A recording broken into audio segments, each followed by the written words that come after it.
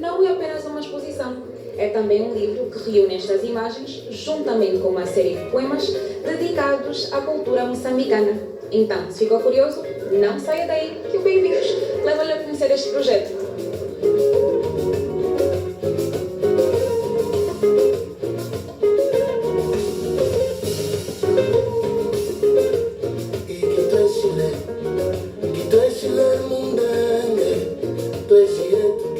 Estas fotografias foram quase todas feitas, e a poesia também, os poemas também, numa altura em que eu estava à espera da minha filha mais nova. Então, são a história não só desse encontro com a ilha de Moçambique, eu estou a viver na ilha há uns 6 anos, como também é a história dessa gravidez. Né? Então,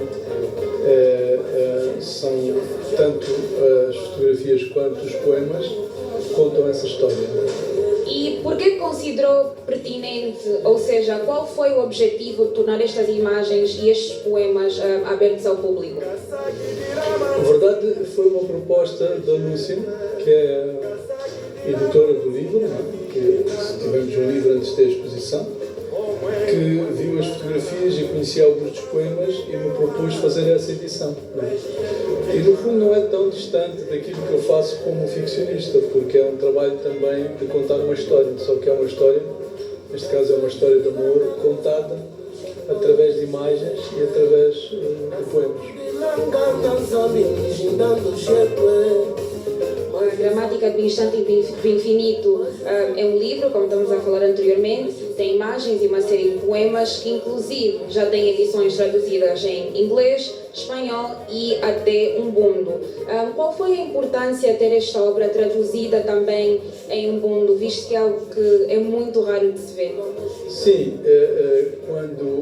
foi também uma sugestão da Lúcia ter uma língua nacional, angolana, e eu pensei obviamente em umbundo, que é a língua da minha região de origem, do Amo, e pensei imediatamente no Luciano Patissa, que é um grande poeta e ficcionista angolano, que ao longo destes anos tem vindo a trabalhar também, tem vindo a escrever também umbundo, que é muito raro, de facto, poucas pessoas em Angola escrevem nas línguas nacionais. Então, para mim, é também uma maneira de tentar dignificar estas línguas africanas de Angola, não é?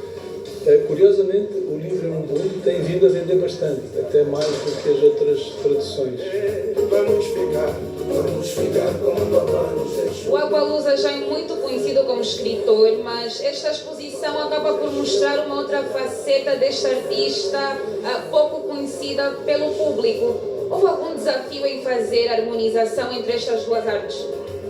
Para nós foi uma experiência fascinante, porque nós temos experimentado já aqui no Espaço Talantes essa possibilidade de estar revelando a outra faceta, o outro lado, né, de personagens como Ferreira Goulart, como Paulo Mendonça em exposições anteriores. E no caso específico do Agualusa, que é um escritor já consagrado por seus livros, por seus poemas, é incrível a gente perceber a ligação que ele faz entre a sua poesia e as fotografias que a gente descobre aqui.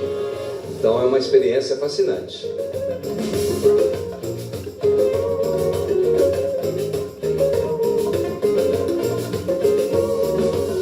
Qual foi o desafio, se houve algum, em fazer a tradução desta obra de português para o mundo?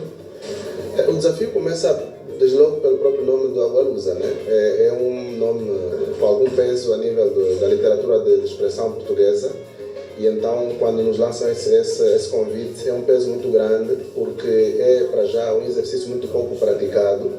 Aquilo que eu tenho em memória de tradução do livro para umbundo é Quem Me Dera Ser Onda, de Manuel Rui Monteiro, tradução de Jacajamba.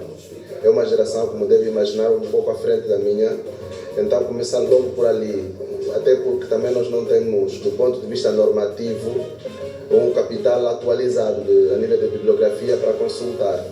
Mas aceitei o desafio porque eu tenho essa paixão pela língua, sabe que cada língua veicula uma cultura, então foi interessante caminhar pela poesia de Agualusa numa outra sensibilidade linguística.